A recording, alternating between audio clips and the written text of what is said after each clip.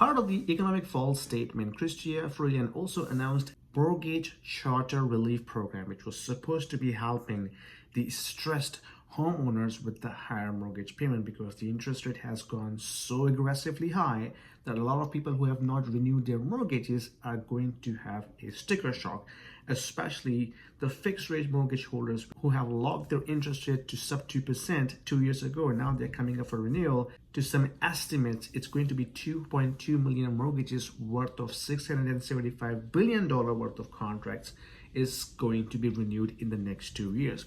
And when they go for renewal, they're going to get in a sticker shock because now the mortgage rate is around 6.5%. So this will have a significant impact in terms of the disposable income for those homeowners, because their disposable income, if they had, is going to compensate the extra mortgage payments. So in order to address that, Chrystia Freeland brought this mortgage charter relief program, which is basically to help these stressed homeowners when it comes to renewing their mortgage. So these are 6 points that we are seeing on the screen. I'm gonna walk you through one by one to see how this is going to impact you and I if we are the homeowner. So the point number one is it will allow banks to extend the amortization, especially for the stressed homeowners. Now, keep in mind that a lot of banks are already doing that. If you were on a variable rate interest mortgage and your monthly payment was fixed, the banks have already gone to extend your amortization to 50, 60, 70, even up to 90 years. That has already been happening. Not across the board, but now they're giving banks a choice to do that for even for the fixed rate mortgage holders upon their renewal.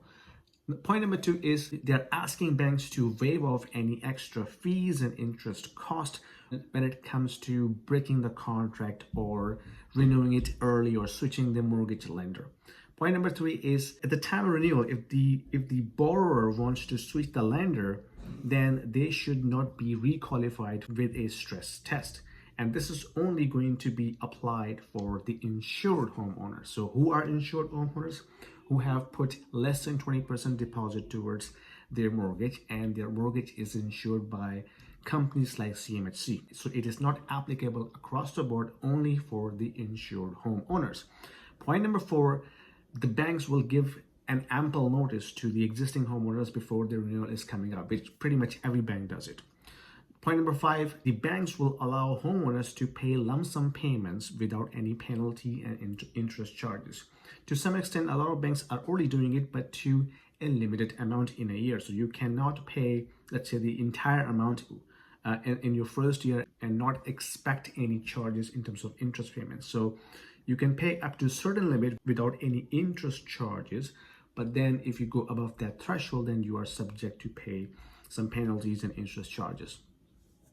Point number six is when the banks allow the amortization to be extended, and when it comes to negative amortization, then the banks should not be charging interest on that negative amortization. So these are the 6 points, and pretty much a lot of these things are already underway. Not across the board, but some banks are already doing it. Okay, so when it comes to assessing that, I think this is just a political theater, because if the banks, and by the way, this is an optional thing for the banks, so this is not a mandatory action, it's a voluntary option for banks to take on. And let's say if they do it, right, and they're not supposed to charge interest, which is going to hurt their earnings report. Who's going to pay for the potential loss? Is Chrystia Freeland going to bail out the banks in terms of paying off their losses at the cost of taxpayers' money? That's the question we have to ask. So there's a lot of details which is missing right now.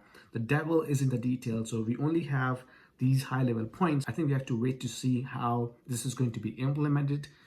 Checks and balances, accountabilities, and how this is going to be followed by the banks. So there's a lot of questions there.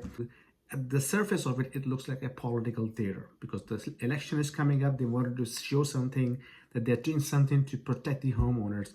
But in reality, I don't see this is going to help a lot.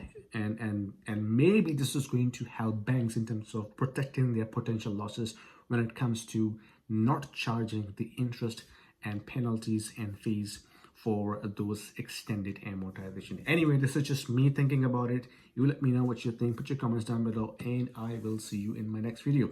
Don't forget to subscribe.